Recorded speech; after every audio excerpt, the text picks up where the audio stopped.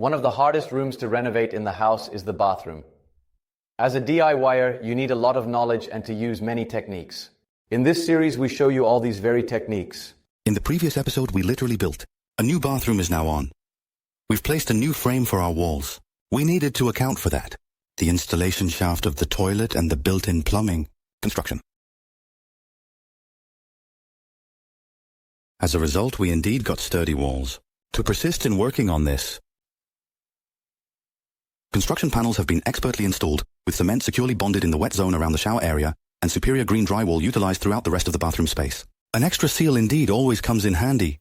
That's why we applied another flex seal on the walls around the shower. By incorporating the shower's ceiling flap into this, we got a waterproof niche. This time it's the floor's turn. Place your floor directly on a wooden surface. Foundation, that's really not a good idea. How you handle it correctly. See you in this upcoming episode. On the floor, first apply a bonding primer. OSB, though moisture resistant, is a sucking surface. The water would be instantaneously sucked out of the glue. A bonding bridge guarantees that the glue adheres well to OSB. Gluing the floor tiles directly onto the wooden surface, that's not a good idea, because wood can always live a little. And then, you run the risk of joints fracturing. So that's precisely why I apply a decoupling mat. That ensures, the word says it itself, that movement of substrate isn't transferred to the tiles. If you're going to glue those together, use a suitable adhesive. In this case, a glue for wooden surfaces works. First, trim the decoupling mat for a perfect fit. It's helpful if you already have it. Have kneaded pieces ready.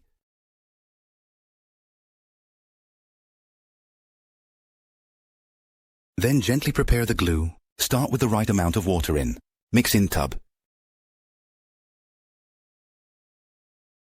Then you add the glue powder. Amalgamate everything well to ensure a smooth, lump-free mass. For this job, use a plaster mixer.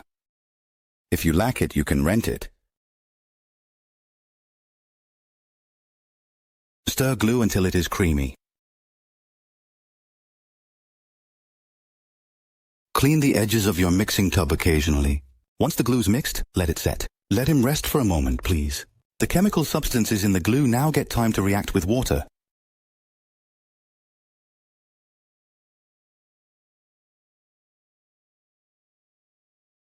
Stir the glue once more.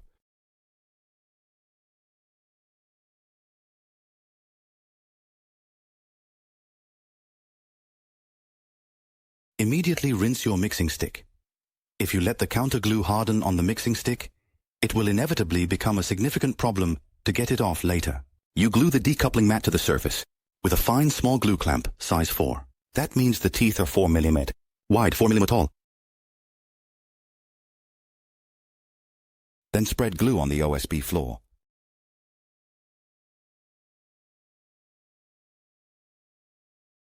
Carefully clean it before you put the decoupling mat in.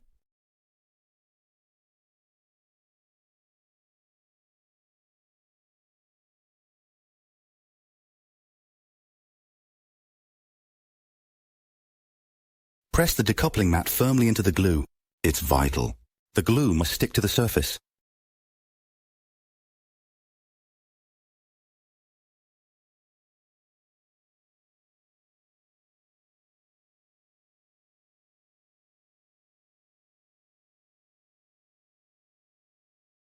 Then you can place the next part.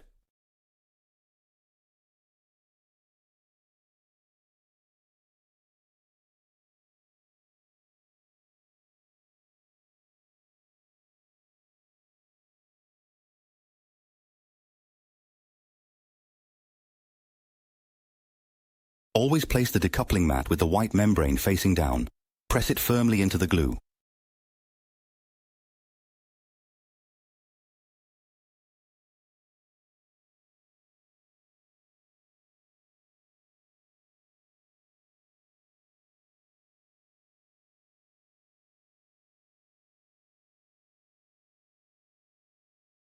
Immediately after laying, you can continue with tiling on the decoupling mat.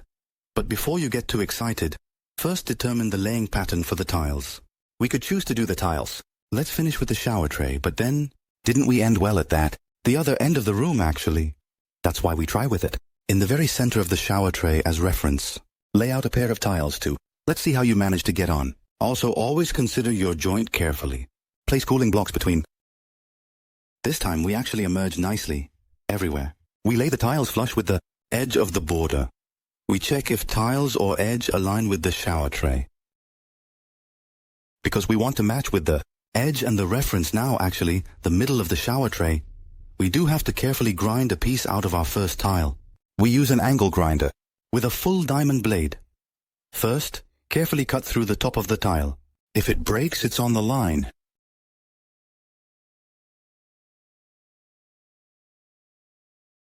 Then cut deeper into the piece. It's out.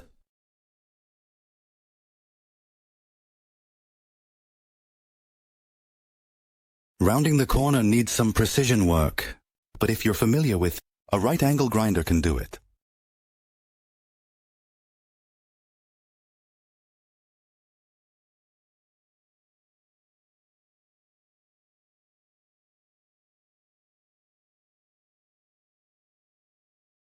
The corner I made between the new wall and the old one. Wall, exactly 90 degrees. Never bad to go first. To start by explaining the second row. So, the row of tiles at full width, and then essentially calculating from that row how wide the tiles should be in the first row. That is undoubtedly a useful method when that specific angle is not 90 degrees. Or when you're simply in the first row with a hindrance, because you can gauge all from your second row, you have a good reference point. Measure all. Meet then from the tile too. Cut the wall and trim the tiles to that size. With a tile cutter, you can cut the tiles to size cleanly. First, you carefully make a notch with the cutting wheel. Then you press lightly the tile until it breaks. Do that at the front or back, not in the middle. With the first rows cut, begin laying. Apply the tile adhesive we prepared.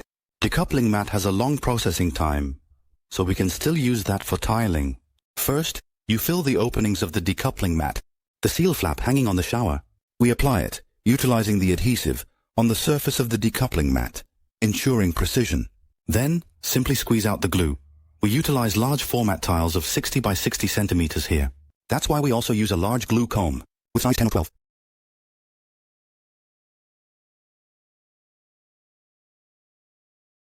To maintain the correct joint distance, and to keep all the tiles equal.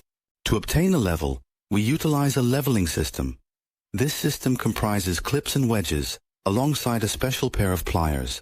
You always put clips under one tile before you lay the tile next to it. Shower tray edge. We don't need this, but keep it. What is the precise distance, specifically, when we are utilizing calibration blocks for measurements? Then put shim in clips. With the pliers, you tighten that wedge in the clips, so both arrive to lie the same.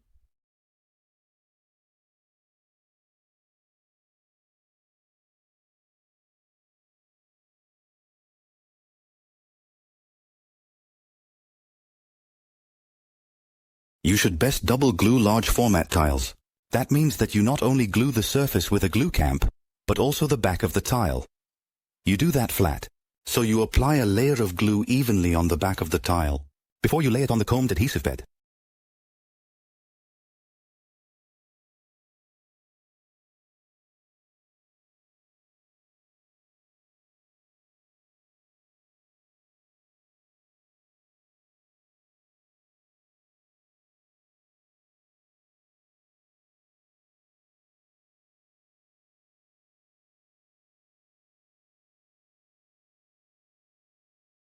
First row ready, you can, following the initial setup, proceed with the installation of the second row of tiles.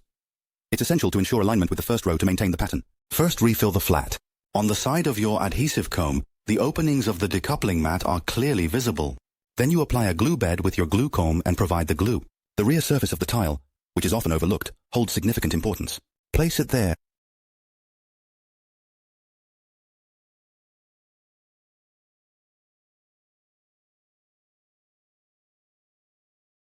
By using the leveling system, you can be sure that your tiles lie in the same plane. You stick the tile's dowel on the side of the tile that is indeed the highest. By carefully securing the wedge, it pulls both tiles together. If you do this over the entire surface, you ensure your tiles adhere to be evenly distributed across the entire space. The floor area that we need to tile is not very large. That's why this job is done relatively quickly.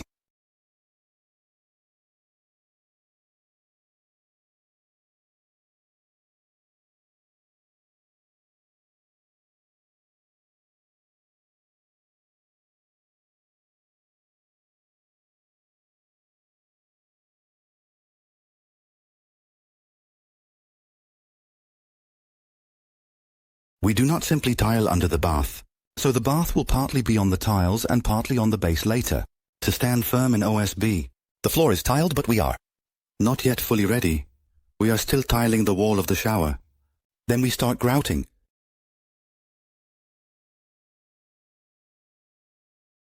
We are one step further in creating our luxury bathroom. Next time, we will certainly continue. Interested in rewatching one of these series episodes, visit www.dobbyetb in the meantime. Through our website, you can also sign up for our online magazine service. I wait to see you at my next job. Until next time.